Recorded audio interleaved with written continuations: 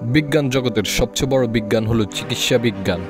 চিকিৎসা বিজ্ঞান সরাসরি মানব অস্তিত্বের সাথে সম্পৃক্ত।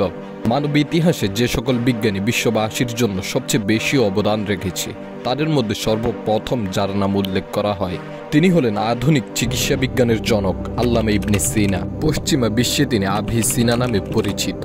আল্লামা ইবনে সিনার সম্পূর্ণ নাম হলো আবু আলী আল হোসাইন ইবনে আবদুল্লাহ ইবনে সিনা।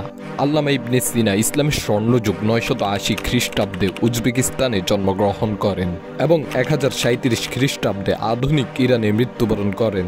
আল্লামা ইবনে সিনা মাত্র 57 বছরের জীবনে বিশ্ববাসীর জন্য যে অবদান রেখে গিয়েছেন তার দৃষ্টান্ত শুধুমাত্র অসামান্য বলেই বোঝানো কঠিন।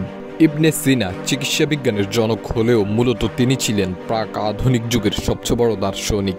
একই সাথে তিনি ছিলেন বহুবিদ্যার বিশারদ। আধুনিক চিকিৎসা বিজ্ঞানের পাশাপাশি আল কুরআন, ইলমে ফিকাহ, হাদিস শাস্ত্র, আধুনিক জ্যোতির্বিজ্ঞান, মনোবিজ্ঞান, পদার্থবিজ্ঞান, ভূবিজ্ঞান, গণিত, আলকেমি ও সাহিত্যেও তার অবদান অসামান্য।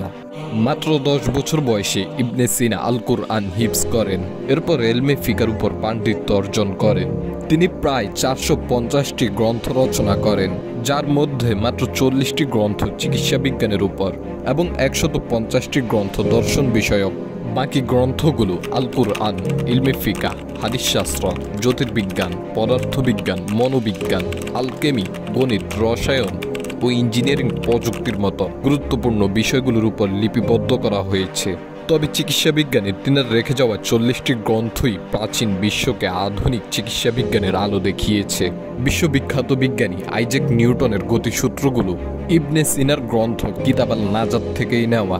এছাড়াও তিনার লিখিত গ্রন্থ আল কুনুন আর তিব্বের মতো বিশ্ববিখ্যাত গ্রন্থগুলো আজও আধুনিক বিশ্বকে নতুন উদ্ভাবন ও আধুনিক চিকিৎসা বিজ্ঞানের পথ প্রদর্শন করে যাচ্ছে।